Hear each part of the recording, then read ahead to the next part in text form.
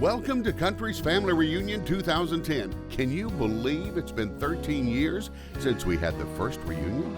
Wow, so many great memories. And yet somehow year after year, the reunions just get better and better.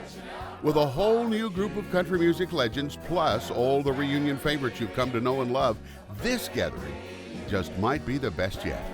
So sit back and relax as we share some stories, songs, moments that'll touch your heart. Welcome to Country's Family Reunion 2010. Everybody's invited. Everybody's here. Yeah. Boy, just when you think the circle couldn't get any bigger, any brighter, any better, you look around, people like Earl Scruggs walk in the door, Billy Grammer, whom we haven't seen for so long, Jesse Coulter, people that have not been here before, Rhonda Vincent, Dan Tominski. Shelley West is back and promises not to walk out in the middle this time, right? But it's always great to have the family reunion and have the family bunch. And I was looking back there at Buck and Sharon and Cheryl White. Every day's a family reunion for you guys, isn't it? That's right. Yeah, it is. Because your family, of course, is your act. Buck's the dad, Sharon and Cheryl. Now, Rosie is usually part. Is she not here today? She's probably with Noah, her little 5-year-old. Takes a lot of her time. They'll do that at that age. Yeah. If you give him the mic, though, he'd take over this room. He's a showman deluxe. A lot of bluegrassers here. Where's Ricky, Sharon? You know, I don't know. Spoken like the true wife of a country music performer. Last time I saw him, he was at the house, but he had a lot to do today, and I have no idea where he is right now, bouncing off his appointments, I guess. Well, if you talk to him, tell him that he's welcome here. We'd love to see him, love to have him at any point. He's missing all the fun. I think we ought to start off with a pretty harmony song from the Whites. I think it'd be great. Yeah. All right. Okay. While they're getting up here, you were telling me something about the audience and the fact about people coming to see the tapings of our family reunion. Oh, yeah. I think every time I work anywhere, people say, we love the family reunions. Is there any way we can come and be in the studio audience when you all are doing those? And, of course, with the studio atmosphere, there's just not room, to do that. So that's where the idea came from. If they want to see us actually sit around, in person, let's just take the show to them. Well, we did that. We went to Branson for 2 days back in the fall of 2009. And the plans are to take some of the family reunion shows to other places, hopefully even overseas now that they're watching over there. So hopefully all you guys, we can pack up 2 or 3 big buses and go out on the road or and have a good time. Whatever. Y'all ready to go? Ready. We are so ready. All right. You too, Bill. We're going to do pins and needles.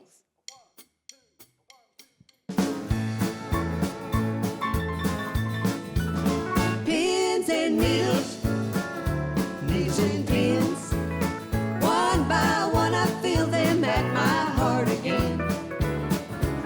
Well, I think I'm getting over you and then. Pins and needles, needles and pins. I don't know why I get uneasy every time I hear your name. I feel a sting from every memory that we made. Pins and needles, needles and pins. One by one I feel them at my heart again. Well, I think I'm getting over you and then. Pins and needles, needles and pins.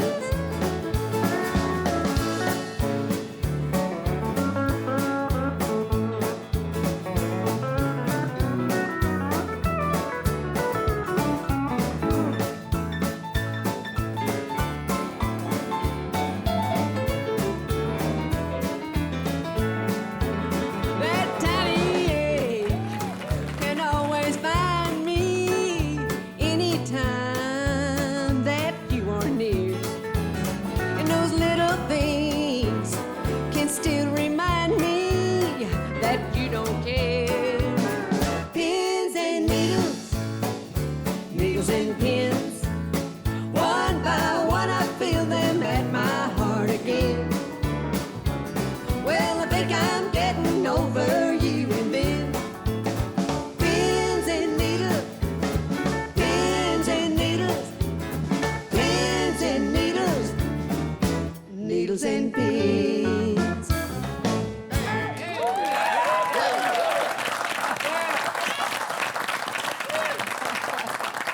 Hey, Buck White, the other night at the Grand Ole Opry, I saw something that, well, it brought back memories because your dad used to do this.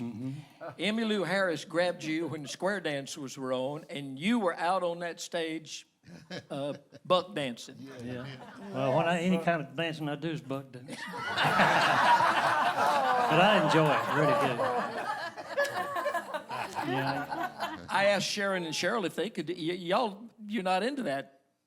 they can, but they just don't. Oh, they're shy about it? Well, we've always been part of the band, and we've been, I'm dancing as much as I can with the guitar, but I like to dance. I do. I got enough Texas in me. I do like to. Well, your dad used to get out. A lot of times you guys would be on the He was a stage and he'd dancer come out when and he was a young dance. man. And he went to the dances, and he took my mom, and she was a good dancer. And I started when I was a little kid. Well, you and Emmylou made a good-looking pair. We need to see it. Yeah. We need to see Rick, some, we could get him to dance? yeah, some buck dancing and the girls dancing with him. I think we need to do that. Somebody cut a rug. We got a rug out here. Sharon, you got to dance too. Hank, wind up something on the fiddle over there.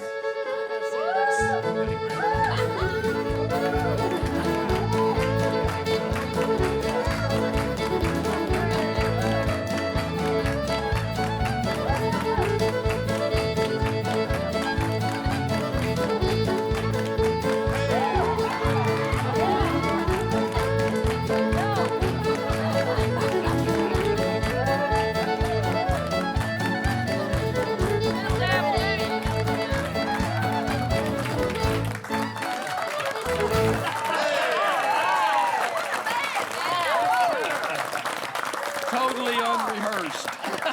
See that they get paid this time. Yeah. That's great. Thank y'all. Y'all, yeah, just come on down the middle here. It's Hey, fine. Bill. Thank you, pal. That was great. Bill, I want to tell you a story about Sharon dancing. Can I do that? Sure. Sharon, you can get hooked up and add something to this if you want to. What's but- it? Was that in South Carolina where we did the Awesome Lord. Congress thing? This It was was. many years ago. Yes, it was.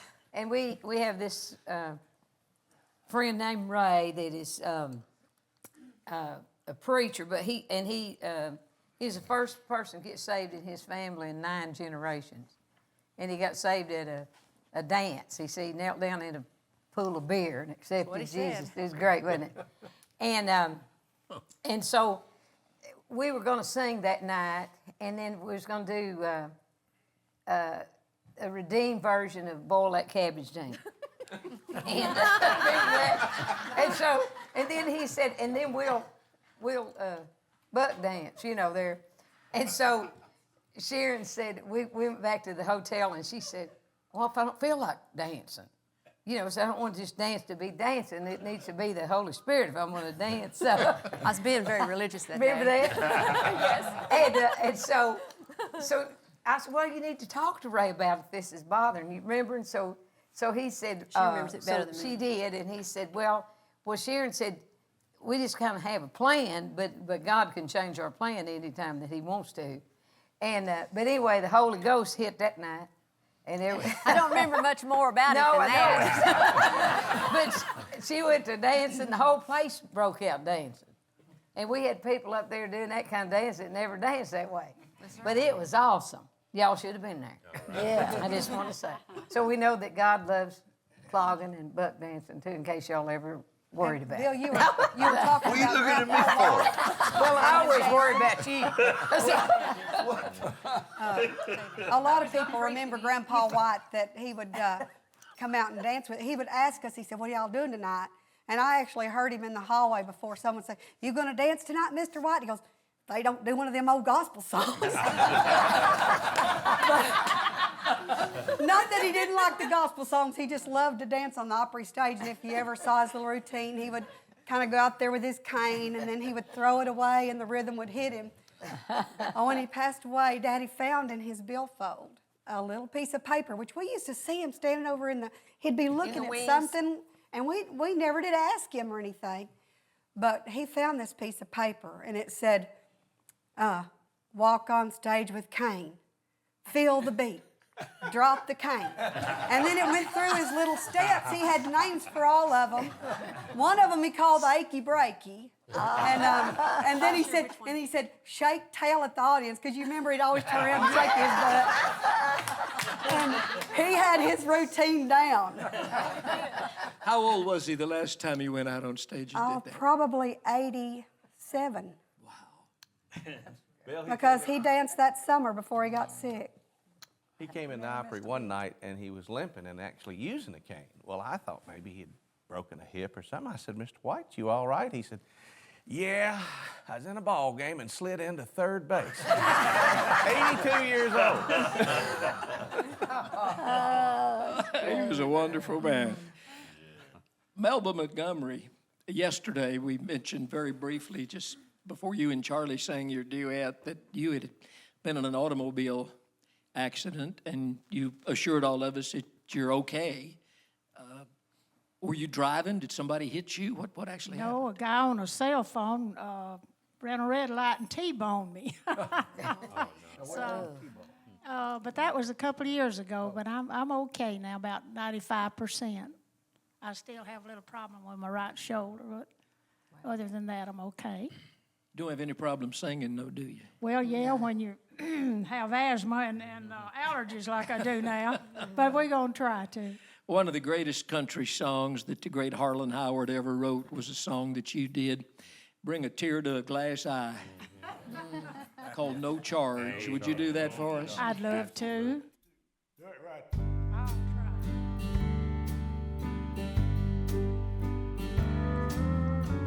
My little boy came into the kitchen this evening while I was fixing supper, and he handed me a piece of paper he'd been writing on.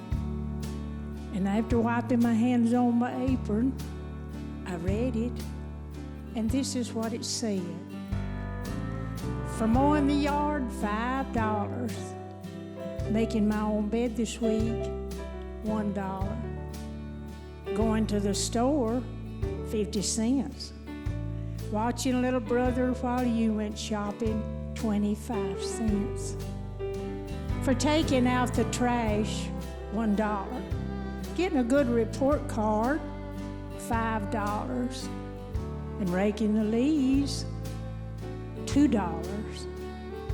Total owed, $14.75. Well, I looked at him standing there expecting, and 1,000 memories flashed through my mind. So I picked up the pen and turning the paper over, this is what I wrote. For the 9 months I carried you, growing inside me, no charge. For the nights I sat up with you, doctored you, prayed for you, no charge.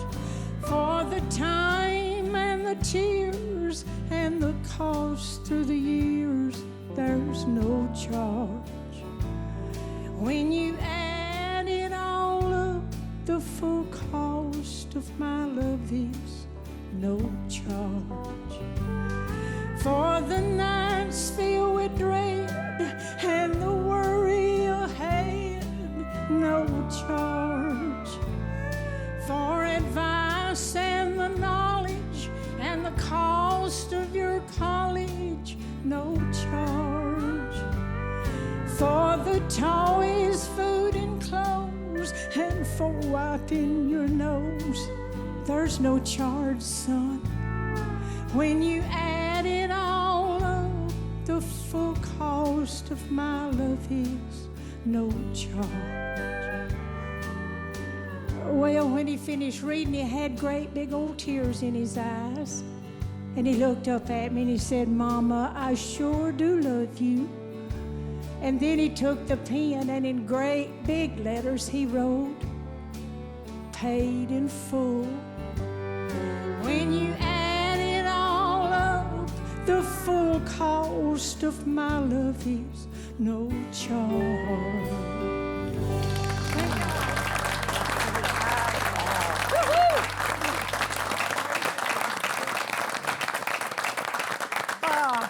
Sitting in front of all these you peers out here, I could thread a sewing machine and it run.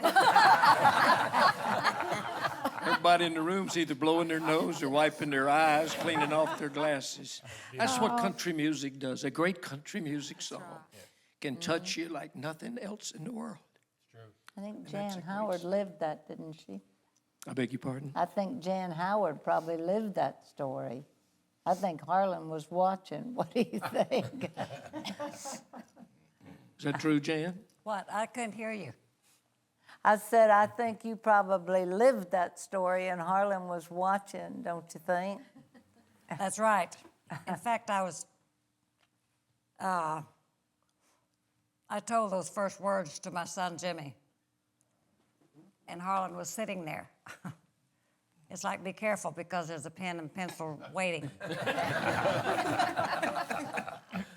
Did you have to watch things like that? I mean, would you say things around the house and Harlan would pick them up and make songs out of them? Well, yeah. A lot.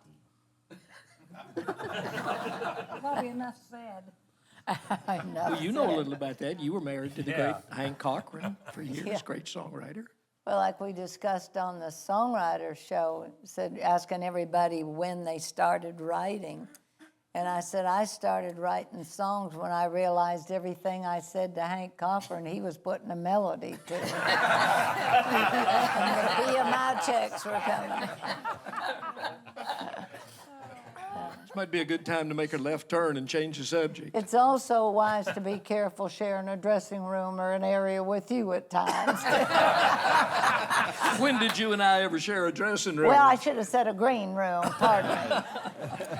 We got an old boy sitting across from me down here that I am so glad to see, and I know a lot of y'all are too, all of you, because he was such a big part of our scene here in Nashville for so many, many years, and has gone back up to his home state of Illinois and hanging out these days. One of the best guitar players and session leaders. He was telling me all the hit record sessions that he played on. My buddy Luke, Mr. Billy Grammer. Hey. Billy, it's great to have you.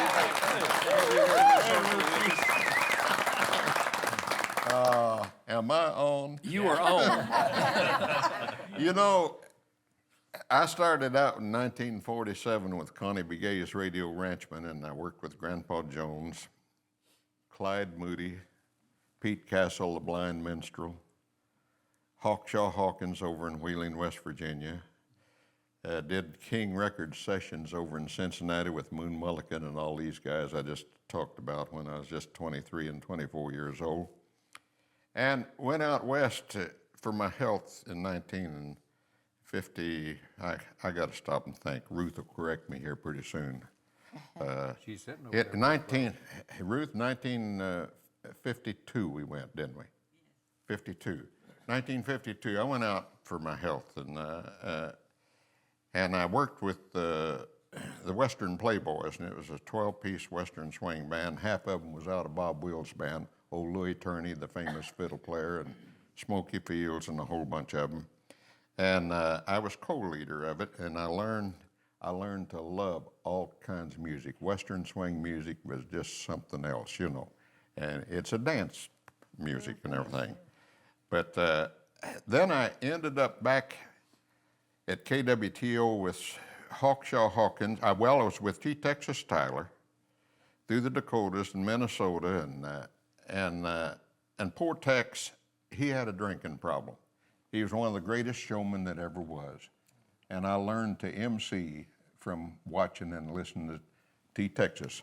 But we finally terminated the band in North Dakota. They don't say North Dakota, you know, North Dakota.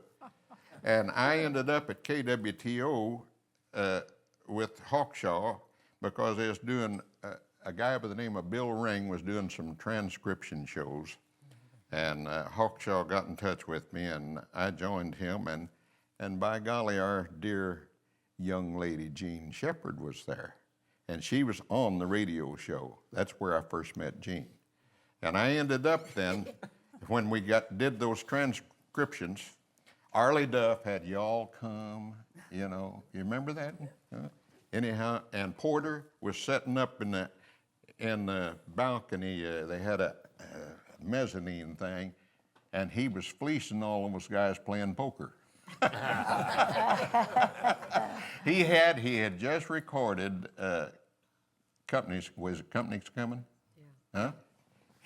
Anyhow, I ended up going back east, and I joined Jimmy Dean, and Roy Clark, young Roy Clark was part of Jimmy. He was the guitar player.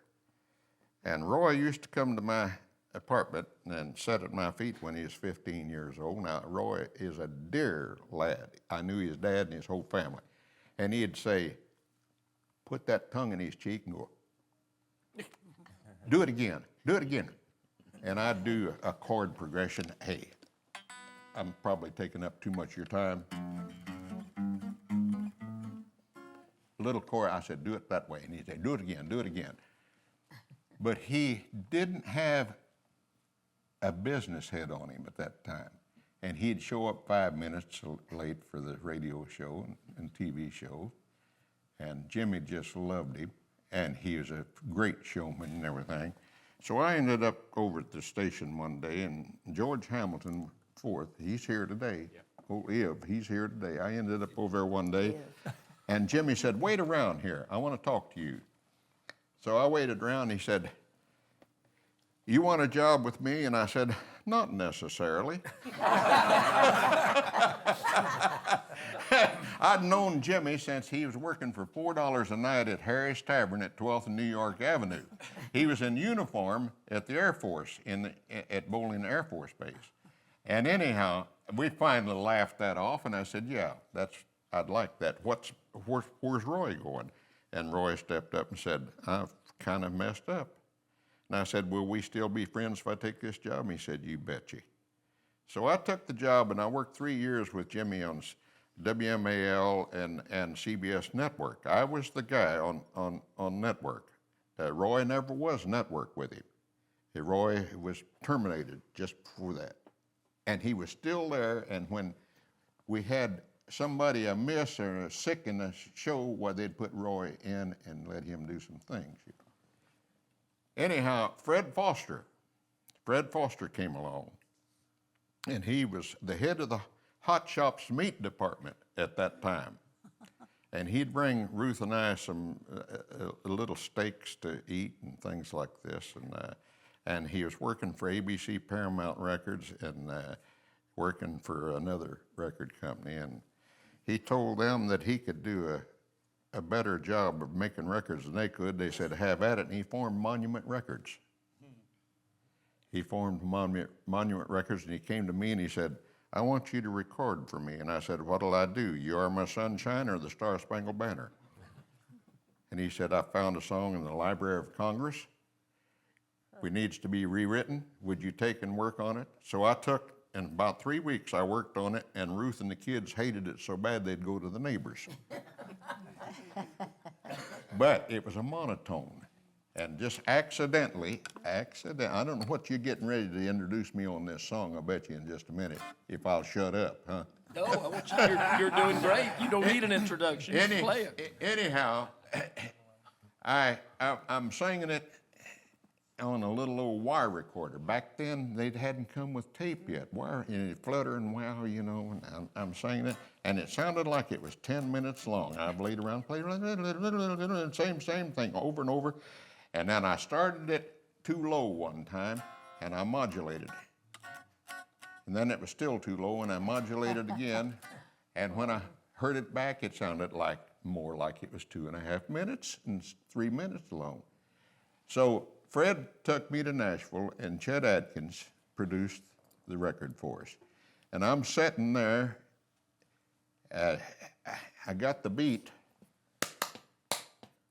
from watching people on the sideline at square dances, doing this while they're square dancing, and Paul Jonesing, and I showed a little of that to Chet, and Chet put a Bo Diddley lick to it. And he's sitting there, we needed an introduction, and aimlessly he's going. And I said, that's it, Chet. And he looked at me and he said, what's it? And I said, that right there. Let's do that on the count. And that's the history of Gotta Travel On. Now, whatever you was going to ask me, I don't know. I'm going to ask you to play it. Oh, hey, thanks for putting up with me. A microphone. Do I need a microphone? I got you right there. You got it You're now? ready to go. Where is it? Right here, right here. Hey, Jimmy the C and the guys back here in the band, I'll count it off and just hang on, guys, okay? Let's see if I got the right. Ready? 1, 2, 3.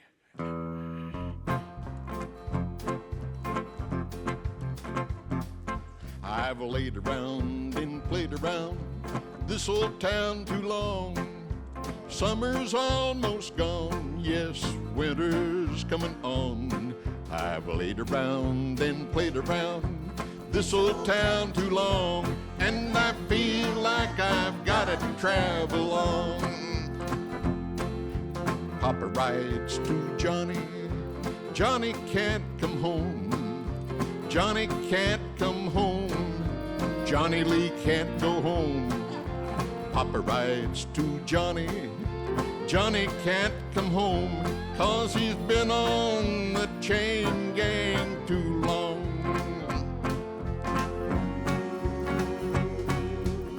High sheriff and police riding after me, yes, coming after me.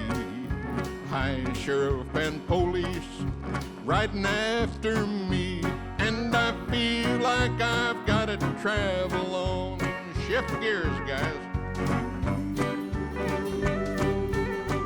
Wanna see my honey, wanna see her bad, wanna see her bad, oh, wanna see her bad. Wanna see my honey, wanna see her bad. She's the best gal this poor boy ever had. Everybody sing, come on.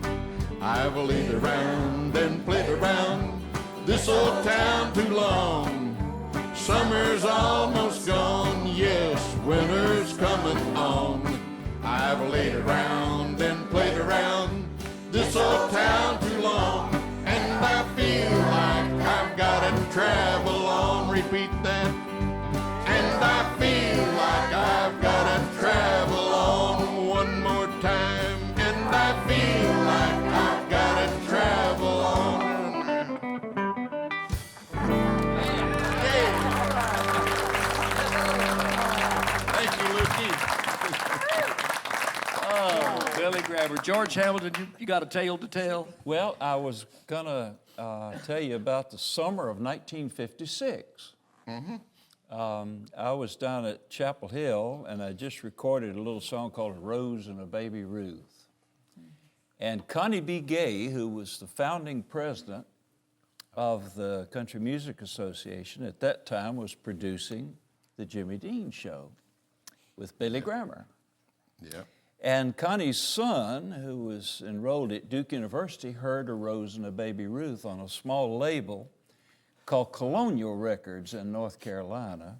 Same label that Andy Griffith started out on with what it was football. Yeah. So Connie B. Gay's son, Jan, called Connie in Washington and said, there's a kid down here who's got a record out, and I think it's going to be a hit. It sounds good. And Connie said, well, send it up to me.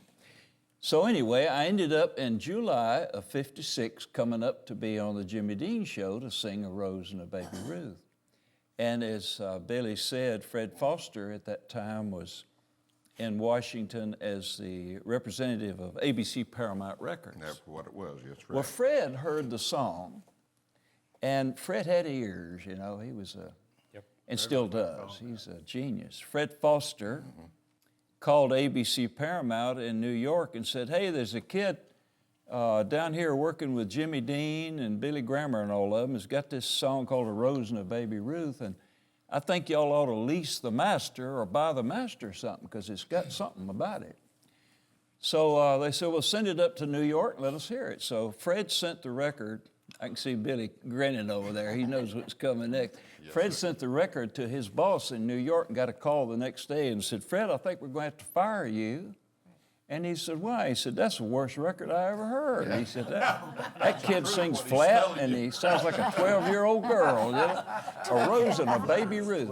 And Fred said, well, I'll tell you what, it's going to be a hit. And he said, if you guys, if you're smart, you'll get that master. And he said, I'll tell you what, I'll make a deal with you. You get the master. If it don't become a hit, I quit. You don't even have to fire me. If it does, I want a raise. When A Rose and a Baby Ruth hit 1 million copies in December of '56, he got his raise and started Monument Records, right, Billy? Yeah, right. Started Monument, and you were the first artist on the I was the first on Monument. I Got to Travel On, you know, it sold well over 1 million, sold well over 2 million before it was over with. Yeah. But you came along right after that. Yeah. Yeah, and I was with you. Me and Marvin and Herb Jones went with you to New York and did the Steve Allen show. That's right. And the Duke Ellington was there. I remember shaking hands with the Duke. Yeah. And one of the little funny stories, and you continue what you're saying, but one of the little funny stories, just before we left to go to New York that night, we did Turner's Arena, what they call the Capitol Arena there. And we're supposed to have our clothes ready to get in the car and go to New York for the rehearsal the next day at Steve Allen show. Marvin forgot to bring his street clothes, and there he was in bright green and yellow and striped Western clothes. And we're up there on the Steve Allen show going, hoo-doo-doo-doo-doo, hoo-doo-doo-doo-doo. And they're all looking around at Marvin, and you'd have to know Marvin. He's an old 82nd Airborne paratrooper, and he'd hook his thumbs and remember how he'd do that? He looked like an Easter egg, didn't he? Get your story. I had to put that in there. No, that's true. That's true. I want to mention one other thing that Billy Grammer is known for that a lot of people don't know he was known for. He was the first guy to record the song that we know as Detroit City. Yeah. He called it I Want to Go Home, and you are the guy that came up with that guitar lick, right? Where's that? Am I on? Yes, you're I'm on. I want you to play that guitar lick. I'm the guy. I sat, listen, Flutter Lips, Mel Tillis. Me and Bobby Bear named him Flutter Lips. We fished with him a lot, you know. And he'd come from, I said, where you been, Flutter? I've been with Burr Lives. Took a yacht down to the Bahamas. And I said, you been gone 3 weeks? He said, yeah. Doris sent me out for milk and bread, and I met Burl, and I went with him, and I came back, and I bought Doris the milk and bread, and boy, was she mad. And he first had the song, he had the first really. Now, he'll deny this because he hasn't remembered it just right. He was fishing with me and he's singing it, and I said, that's great, but he had it. Last night I went to sleep in Tupelo County. I said, get rid of that. Webb Pierce already had a Tupelo County jail. Get it someplace else where they want to get out. He said, I know a place nobody likes. Detroit, Michigan. And I said, well, a little while after a cast or two, I said, Flutter, my grandma Grammer would say, when somebody says, where's young Billy? She'd say, he's in the big city. Now, that put that idea in his head. And I told him about this later on. He said, that's not the way I remember it. I said, well, that's the way it was. And so when I did it, Owen Bradley was your A&R man, Bill, on Decca, and he was mine, and he was the greatest guy at mixing things and picking things. I had a problem of passing songs on to him that he didn't like, but he was the greatest arranger in the studio. But when I did Detroit City, on my demo, I did it with the electric guitar. But when I got in the studio, Grady was the greatest man ever set in the studio with a guitar. Now, don't you folks get me wrong when I'm talking about this. But he was cantankerous that night, and he said, we're wasting too much time on the intro. And they argued with me for for a long time and never let me do the electric guitar one. Well, when it came out, I had a hit in places, but it never got together with Billboard. And Bobby was at Van Nuys, California, on the Van Nuys Freeway, and he heard it, and he said, "Man, you've got a hit. The Biff Collie out here is just really putting it, you know." And so I said, "No, my company is not getting it together just right. They're great people, but they're not getting it together." He came to town and got my demo with the electric guitar, and the rest is history. And Bobby is a great, great guy. Now, I did a lot of sessions. You started to say something and got off on that. What was it about? I want you to play that intro. Huh? I want you to play that intro. All right. Play that chorus, because you got a great choir in here. That everybody in here can sing the chorus of this song.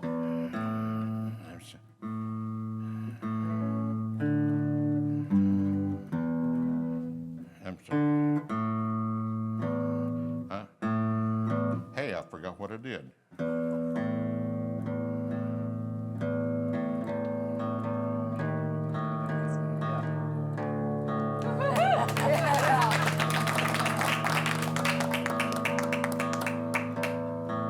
See, and I tuned it till it got back in tune. Owen just fell backwards. He's back here in the back room, you know. I saw him just fall backwards because I was looking in there grinning, and I tuned it till it got back in tune, and then I started singing, see? All right, start singing it. All right, huh? Start singing it.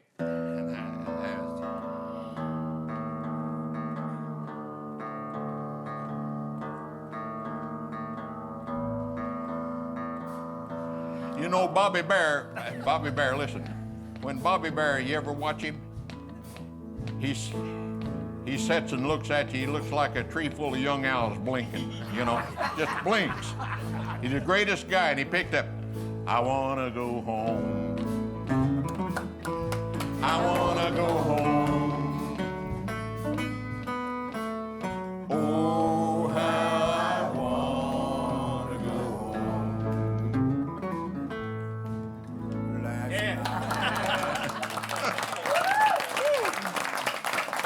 Thank you, Bill. You know, I did a lot of sessions. And bless his heart, Charlie Pride I didn't do his first things, Snakes Crawl at Night, but Jack Clements, I did all of Jack Clements stuff, and Jack was his great producer, and Jack picked the songs. I didn't pick the songs, but I was his session leader on Kiss an Angel Good Morning, Anybody Going to San Antone, Crystal Chandelier, Kalijah, Does My Ring Fit Your Finger. There's 12 the great songs that I was leader on his stuff. And Gene Watson is here today, and I did Gene's first things, and I did Charlie Leuven's first stuff when that great song that you wrote, Trouble Is, I Don't Love You Any Less. You remember that one? And when he broke from Ira, bless his heart, he got killed not long after that. But I've had a lot of good memories. I've got a lot of good memories and a lot of great experience. Made a little money, and I quit doing a whole lot of concerts because I wanted to fish. And I'd go up to the docks and leave my number, and they'd call me, come and do a session, and I'd leave the dock, go do the session, go right back up to Center Hill Lake. Now, I've had a vacation my whole career. I started in 1941 at WJPF at Heron, Illinois, when I was in high school. And I really get started in my professional career. I was the original radio ranchman with Buddy Wheeler, Joe Wheeler, Nida Allison, and Curly Parker, that with the radio ranchman and with WARL in Arlington, Virginia, with Connie B. Gay. And he was 1,000 water, and he got so popular that doing shows that he got Clyde Moody, Hank Penny, Pete Castle, and a bunch of artists to come into town, and we played shows in a 100-mile radius, you know, theaters, schoolhouses. Hey, I could sit here and take up your show, but it. Yeah, just glad that you came down and I'm sat telling in the circle with us. You're a legend and a wonderful man, and I've told many people the night I joined the Grand Ole Opry, that's the man that inducted me into the show. So I it's did. all your fault. I did. You're a wonderful man. I did. Well, Mr. Grammer is my daddy. I'm Billy Grammer to the world. You know? And, wow. Golly.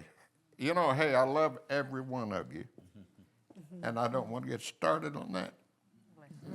We're just glad you're here. He sang Yes, Gotta yes, yes. Travel On. You got a song about traveling, a traveling song about Little Rock.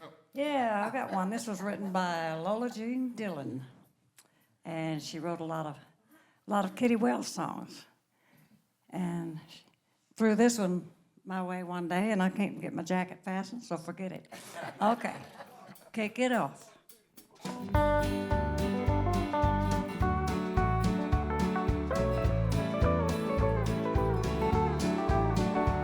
Well, I was young when I left you and Daddy. There was a world outside I had to see. Mama, I sure been a lot of places, but Little Rock still looks the best to me. Rock me back to Little Rock, Mama, rock me. Let me be there in my dreams a while, where the men don't try to take advantage of every woman who smiles. Sing me a little rockabye, baby, just the way you used to do. Mama, this old world outside has hurt me, so rock me back to Little Rock with you. Oh, yeah. I bet that's Jimmy Caps. Well, I couldn't wait to get away from Little Rock, for I thought Little Rock was a little square.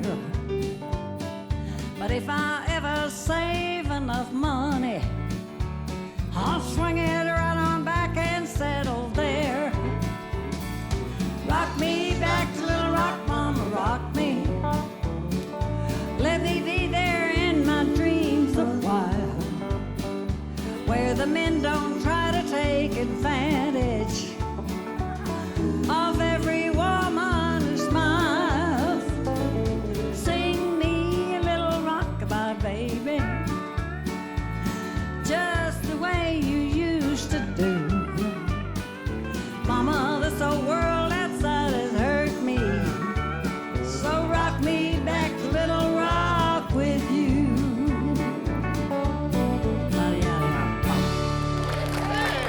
Thank you, thank you, thank you.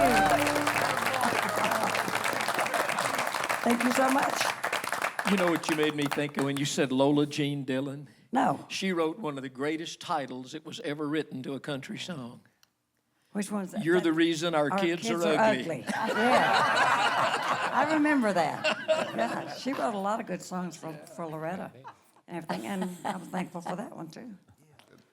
Go on, I know you got something. You're dying to say something, I can tell. I feel good. I'm happy. I've been on an emotional roller coaster all morning. This has been great. But I'm feeling good for a lot of reasons. I started working out again. My doctor told me that I could start working out after the accident, you know, so I backed over my son's bike a few years ago in the driveway. And Well, that was a crazy thing to do. well, yes, it was. But he told me, he said, when you start working out, he said, kind of take it slow. So I guess going on 4 months now, I've been sleeping with ankle weights on. And no, seriously. And so, like I walked out of the hotel this morning. Remember the one had the maid with the no chin? Yeah, no. Can't put pillowcases on. Yeah, we Yeah. I walked out of the hotel this morning. There was a group of women standing out there by the door. I was walking with Larry Butler, and these women, they didn't think that I could hear them, and they was talking about me because I walked past them, and I heard one of them say, "Wow, what a waste." Just feel good, but feel strong, you know, and working out and stuff. Did you ever think at any point in your life, instead of being a singer, you wanted to be a comedian? I figured if I could only work that out, I'd have to pay a lot less people. I'd get a shorter bus. Roger It Miller. remind me of my childhood days. Roger Miller used to say he wanted to be a comedian, but everybody laughed at him. Do a song. This song, after we did the Looking for Love album, it had already been released and was doing pretty good out of the chute, because of the movie and everything. And they came to me when I was living in California and said, "You want to do another song for another movie?" I said, "Yeah, do you think?"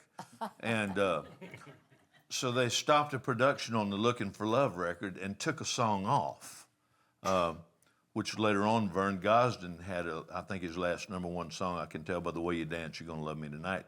They took that song off the Looking for Love record and replaced it with this song I'm gonna sing. And so the original Looking for Love albums have the "I Can Tell by the Way You Dance," and then the rest of them from then on have this song that was in the movie. T.G. Shepherd did the title song in the movie Coast to Coast, is with Diane Cannon and that guy Robert, wait in the car while I run back in the restaurant and get my gun, Blake. And what? What? We heard that, Johnny. Did you hear that, Jim? I heard that. You caught that one. And so anyway, so I went in the studio and recorded this, and they replaced the song on the Looking for Love record. And I got a letter from a guy from the Highway Patrol in Oklahoma. We met him on the side of the road, and we've since become friends. We go through Oklahoma a lot, and Get stopped every time. well, every once in a while they'll stop and just say hi. They'll do that. Yeah, they do me that way too. Almost makes me pee my pants, Oh, Gene. don't stop. So, that don't work. Okay. I got to sneak up behind you for that. But anyway, he wrote me and the band a letter. He said, every time we stop somebody and I'm taking somebody to jail, he said, just after listening to that song, he said, I feel a whole lot better about it. I'm sure the guy in the back seat don't. But so I'll do this for the Highway Patrol in Oklahoma. It's from the movie Coast to Coast. Name of the song. Picking up strangers, let me tell you about the dangers. You never know what they're out to get from you. Never know what they're gonna try to do. Picking up strangers, let me tell you about the dangers. Some are just common thieves, they say. Next thing you know, one'll steal your heart away. Sometimes this old life seems like a highway. It just keeps rolling on and on.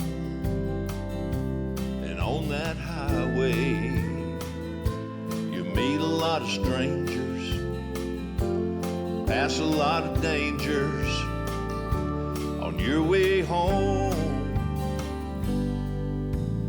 Picking up strangers, now let me tell you about the dangers. If you don't like taking chances, then better keep moving on, my friend. Picking up strangers, let me tell you about the dangers. Some are just common thieves, they say. Next thing you know, one'll steal your heart away. Let me tell you about the dangers. Now if you don't like taking chances, then you'd better keep moving on, my friend. Picking up strangers, let me tell you about the dangers. Some are just common thieves, they say. Next thing you know, one'll steal your heart away.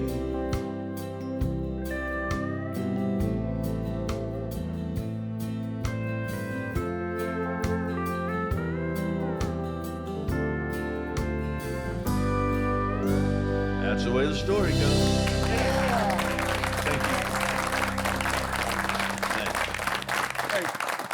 Did you notice the way Johnny was looking at you when he was singing Picking Up Strangers and the Dangers? I did think he was looking at me kind of odd. I was trying to interpret it. What do you think He's my friend. What do you think he was trying to say? Same thing he's always trying to say. Seely said the same thing he's always trying to say. I mean, No, I love Johnny. I saw where you said you were going to sing a great old standard. Yes, I Hasn't am. been done, I don't guess, ever on one of our family reunions. I'm gonna do Secret Love, which is one of my favorite songs, and we're gonna do it a little different than most folks do it. We were talking about it. I know I'm gonna talk. I'm gonna sing on this and Okay. On this one. and unhook my umbilical cord here just a second. All right. So, You want me to unhook yeah, would you unhook it so it don't pull me down when I try to stand up? Gosh, No, you got to push that little thing. You got to push that little thing? Right there. Okay. Oh, wait a Push and minute. pull. Don't put the camera on them right now, please. How many musicians does it take to pull out a cord? I tell you what, it takes more than me. Evidently, all of them. As soon as y'all get me freed up, I do want to say, we need a tech. You pull that thing on the bottom. Give me that. Give me Well, that. here. Give me that. I know how to do it. Okay. I just want to say, I used to work a lot with Hank Singer in Texas. When I lived in Texas. How you doing, John? Shut up. Y'all quit. I'm trying to talk, do this quiet. But Hank said, shut up, I'll talk about Hank. You try. Don't make me come help. over This is there. surgery. Okay. Go over there, Seely, and show them how I to do it. want to stand over there by the band and sing this. Here we come. There you go. Well, you've been over there eating. Where you been when we need? Here comes the cow. I'm kidding. I All right. want to see how you do it. I just I do wanted to too. say how good Hank Singer is. He can't do it either. We need another technician. Would y'all move over here by me? Thank you. That must be news. Thank you. Fix me. Okay. It's all these wonderful stories, and of course, so many of the great artists started out as musicians. And it's just wonderful, just the gift. And so often we don't think of them like we should. That's how great y'all are. And so it just wouldn't be near as much fun if we sang an a cappella. Okay, but anyway, let me do this song.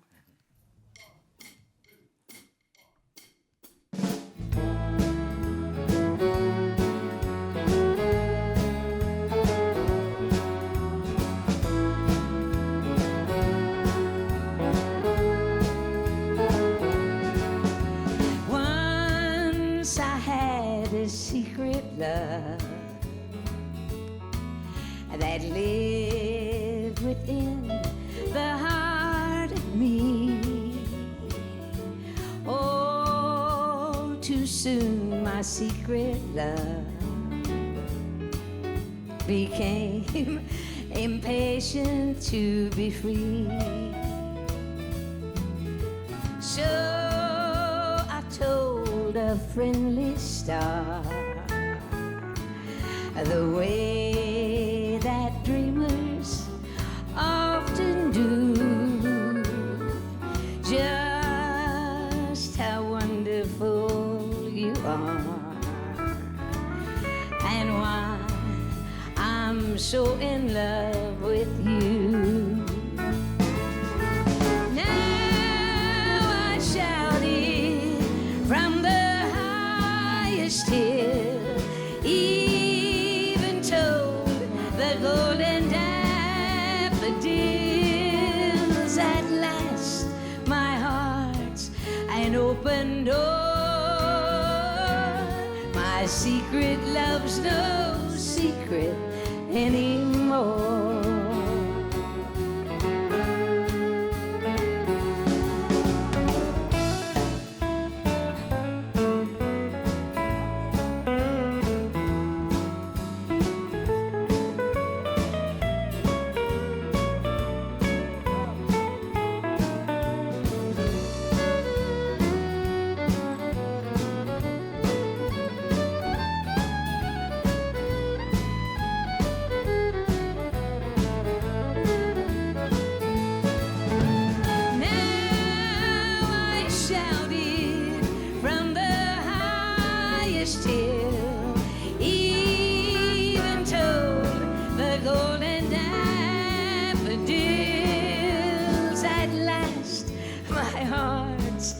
an open door. My secret love's no secret anymore. At last my heart's an open door.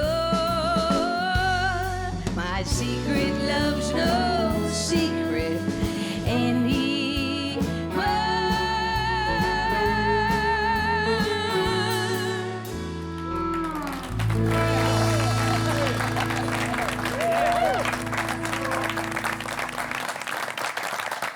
Great arrangement. Isn't that fun? That is good. Is that your idea to do it like that? I've never heard it done that way before. Well, it's good. It's a swing song. That's good. Tell you what, I heard Slim Whitman do it an awful lot of times. You know what? Did I ever tell you why Elvis Presley bought the pink Cadillac? But well, Slim Whitman was doing the Louisiana Hayride whenever the Brown Pride, and whenever we brought Elvis down there, Slim had a black suit with pink the stuff on it, you know, whatever you want to call those stripes and all, you know. And he wore it on stage one night, and Elvis was standing out there looking at him, and he said, I sure do like it. Next time I saw Elvis, he had that dadgum pink Cadillac sitting in front of his house. I said, Elvis, men don't get pink things, you know. Pink was for women, you know. He changed the whole world, didn't he? Did you see that movie, Mars Attacks? Uh-uh. When the Martians, it had all the stars in Hollywood. Mars Attacks, you see it?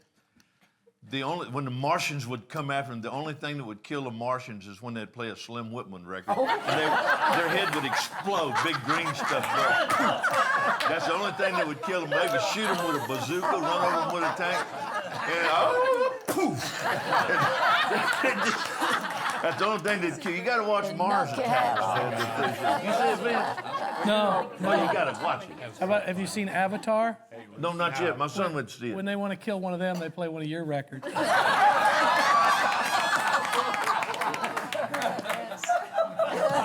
my. There's some of them going to be in a music business in Evidently. That was good, Vince. I didn't deserve that either. Next time I'll stand up so I don't sing so flat. Could I say a word in Slim's defense? Oh, no, I like Slim. I just wanted to make the point that we've talked a little bit here about the international country scene. Long before myself or Johnny Cash or Jim Reeves went to England, Slim Whitman was there. I think he was the first country artist to really crack the English market, and he was #1 in the pop charts back in the 50s. He's still a big hero. The first country artist to play the Royal Albert Hall and the Palladium. And so he deserves a lot of credit as far as spreading country music, I think. Boxcar Willie's big overseas. Another, yeah. Huge. Yeah. Hey, George. Scotty Turner would call me, and I led a whole lot of Slim Whitman sessions. Yeah. I was session leader with him. Johnny Carson used to pick on Slim Whitman, if you remember, on the late night shows when they had those TV ads on. And let me tell you what, Slim Whitman cried all the way to the bank. Sold a lot of records. Well, I tell you what, he had a dog that every time he would yodel, you know, whenever he'd go up high and do that he had a dog that would follow right along behind him.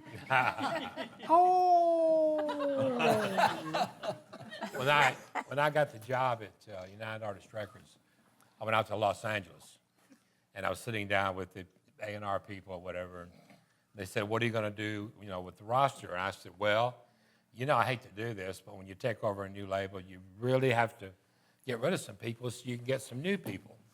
And I Now, said, how bad did you hate it? I hated I'm it. sorry. No, I really did. I'm a big heart. I really am. I know, I'm kidding. So anyhow, the first name I saw was Slim Whitman. And Mike Stewart was sitting there, who was chairman of the board, CEO, whatever. And I turned around to Mike and I said, Mike, the first name on here is Slim Whitman. He's not selling 10 records in the United States at all. You can't give his music away. He said, so you don't think Slim Whitman's making this company any money? I said, no, sir, I really don't. He said, what would you think he's making us in England a year? I said, 50 cents? He said, 3 million. Wow. I said, what? $3 million. I said, well, we're keeping Slim Whitman. Good decision. Executive. While you're talking, Larry, I don't know, a lot of you know Larry Butler as a record producer, great musician, great songwriter. We talked about it. Were you Johnny Cash's band leader at one time? You were in the band, I know. I was his producer. I was his studio manager. I was his music director. I was his pianist in concerts like big tours. And I'll tell you, I was with him 4 years, and it was 4 of the greatest years of my life.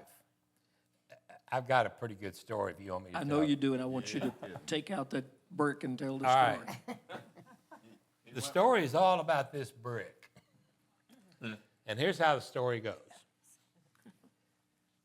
When I first started working with John, I was driving an old Eldorado, and the tires were just slick as they could be on the car. And when you first start doing good in the music business, you want a Cadillac, So I found me a used Eldorado. I was styling. So I'd been working with John for about 3 weeks. I was in the office. I got a call from my mother in Pensacola, Florida.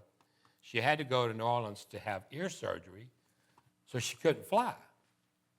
And I had to go pick her up and take her to New Orleans. Just as I hung up the phone, John walked in my office. Larry Butler, what's wrong with you? And I said, and by the way, he never called me Larry. He never called me LB. It was always Larry Butler. And so I told him what the call was. I said, I've got to go to Pensacola. And he said, what do you need? And I said, well, my concern, I picked up my car keys. I said, my old Eldorado out there, I don't know if it'll make it to Pensacola. He said, here. He had just bought a brand new Fleetwood Brougham. Black. Here, take it. You need any money? I said, I'm fine. He said, well, you go take care of your mama. Well, the day before this happened, I had driven through downtown Nashville. Somebody had told me they were tearing down the Andrew Jackson Hotel. And I said, I'm going to get me a brick from the Andrew Jackson Hotel. So I went by, sure enough, I grabbed a brick and threw it in the floorboard of my Eldorado. Okay, so I go Pensacola, I get my mom, take her over for the surgery, comes back with her a few days, I drive back to Nashville. I pull in the parking lot, there's my Eldorado sitting there looking better than it's ever looked, clean, shiny. I pulled in, went upstairs and hugged John's neck, and I said, you just don't know how much I appreciate what you did for me. And he could not have been any nicer. I said, I'm going to take off the rest of the day. I'll be back tomorrow morning. He said, see you in the morning. Got my car, got about a half a block down the road. I looked in the floorboard. The brick wasn't there from the Andrew Jackson. I pulled over the side of the road, got out, looked under the seat, looked in the back floorboard, opened the trunk, wasn't in there. Turned around, went back to the office.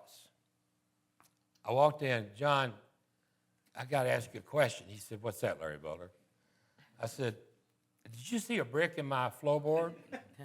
He said, I was going to talk to you about your need to carry a brick around with you wherever you go. Was it real important to you? I said, no. I said, it was a brick from the Andrew Jackson. I thought it'd be cool to have a brick from the Andrew Jackson. Oh.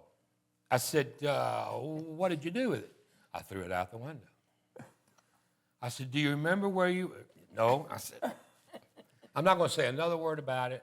Thank you again so much. When I walked out the door, he called the staff in. And he said, somewhere there's a Butler Brick Company, and I want y'all to find it. I don't know what town, it was St. Louis or Louisville, somewhere. They found a Butler Brick Company, and you see Butler in the brick. They flew it to Nashville. They had to buy a seat on American Airlines. John's driver went out to the airport like 1 o'clock, 2 o'clock in the morning, picked it up, took it to my office and put it on my desk. The next morning when I went to work, I walked to my office and sat down, and this brick was laying there.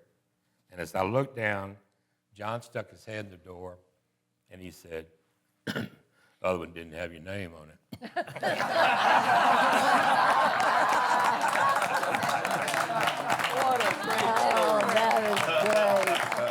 What a great story.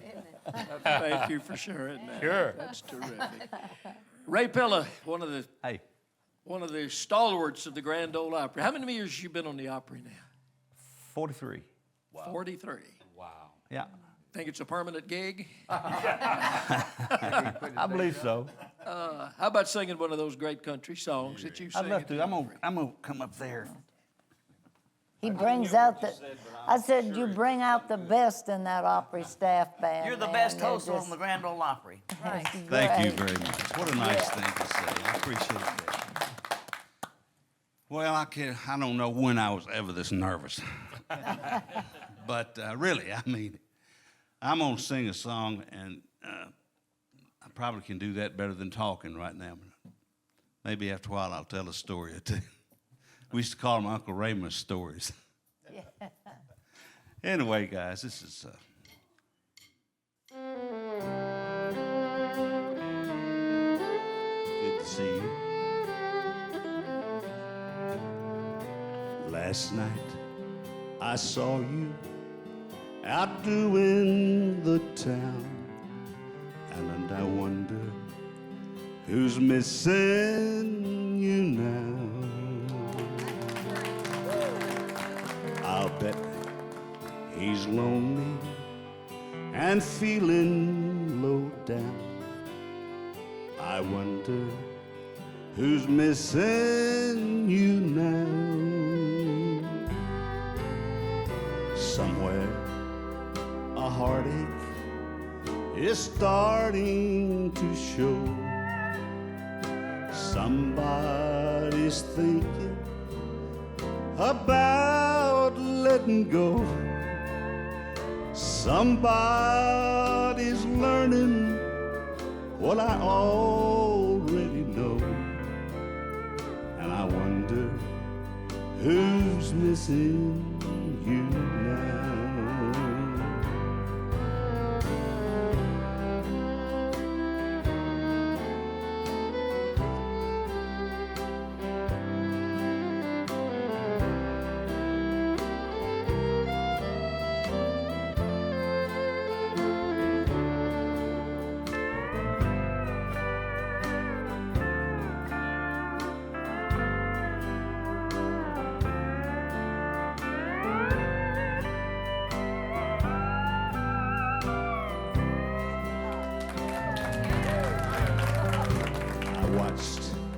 Just how close you got when you danced, and I wonder who's missing you now.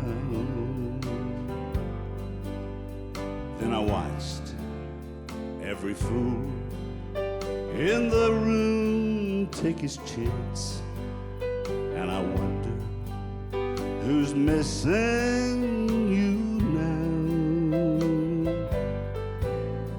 Somewhere a sad case is watching the door, watching the time pass and walking the floor. I bet he got a lot more than he bargained for, and I wonder who's missing you now. I bet he got a lot more than he bargained for, and I wonder who's missing you now.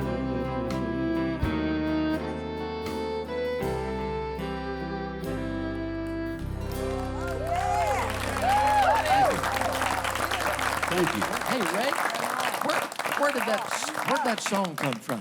That's good. Sonny Throckmorton and Craig Dillingham, and I'm leaving one guy out, and I can't think of his name to save my life, but I love that song. What a well-written song. Jeannie and I were just sitting there talking about how well-written that is. Yeah, it's a really good song. I put it in the last album that I did. You're a song man. This man you may not know, in addition to being a great recording star and member of the Grand Ole Opry, he's published a lot of big hits, including a little old song called God Bless the USA. Oh, yeah. That'll get you through the winter. Yeah. Oh, me. I was going to tell you a story about a songwriter. I know you were good friends of his, and because I remember seeing you at his funeral, as a matter of fact, Tommy Collins. Mm-hmm. And Tommy, I guess everybody here probably knew Tommy. Yep. And I was fortunate enough to get to meet him and become friends with him for the last 10 years of his life, I guess. And he was just he was a great guy. He was a great singer, great performer. Funny. And had a great sense of humor. Kind of weird sense of humor, to be honest with you. I'm going to sit down if you don't mind. No kidding. And so Tommy and I were talking one day, and he said to me, he said, you know what, Ray? He said, I got to tell you something. He said, Marlon Brando has been my hero for years. He said, I get nervous even thinking about him. He said, I just love everything he's ever done, and I've seen every movie he's ever made. And he said, you know, I was standing at the airport one day in L.A., and he said, I was getting ready to get my ticket to go somewhere, and he said, I looked up, and he said, there was Marlon Brando in the line right over from me.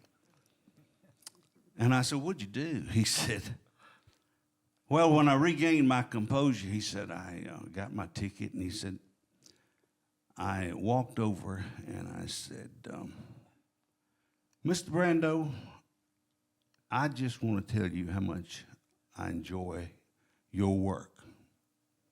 And he said, I left. And he said, you know, years later, he said, I had been through some rough times and been through rehab, done a lot of things. And he said, I really needed some work. And he said, they called me to wanted to know if I would like to come out and work or go over and work a little tour in England. He said, I told him, I'd love to do that. And he said, you know, he said, we worked and had a good tour. And said, the last night, he said, when it was all over, I was sitting in my dressing room, and he said, a young lady knocked on my door, and she said, Mr. Collins, could I come in and talk to you? And he said, yeah, you can.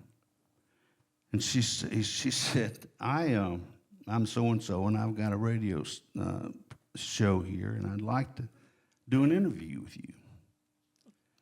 And he said, well, that would be nice. I'll be glad to do that. And so he said, Ray, she talked and talked and talked, and said she asked me everything you could think of. And when it was over, she said, well, that's great, a great interview, Mr. Collins. She said, the people, my fans, and your fans are going to really enjoy this. My listeners and your fans are going to really enjoy this tomorrow when I play it. And there's one more thing I'd like to ask you before I go. And he said, well, now, what would that be? And she said, I know you've had a rough life, but you've had some good times in your life, and you've done some great things. But said, if you could go through and live it all over again, your life, what would you do? He said, I think I'd spend a little more time with Brando.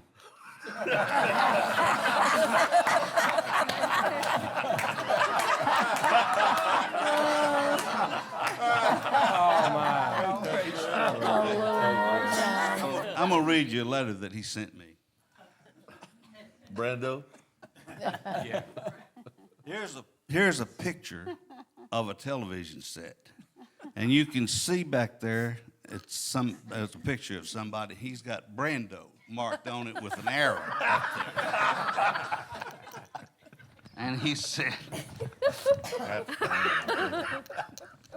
Dear Ray, I was getting my life back together after a few serious setbacks, like alcoholism, manic depression, schizophrenia, asthma, And I was worried sick until Reba declared the true father of her latest child. I didn't think it was mine, but I wasn't sure. At least that's one burden off my mind. My health was returning. I have a good writing job now. My ex-wife has promised me for sure that she will not come back. Yes, everything was going great until you guessed it. I happened to see Brando in an old movie. My world has fallen apart again. I should have spent more time with him.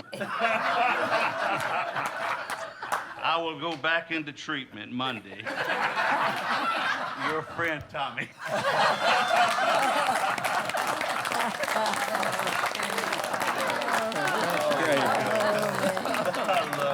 Thanks for sharing that. Let's take a break, and we'll be back in a little while. Oh, I'm for that. Oh, God. That's fabulous.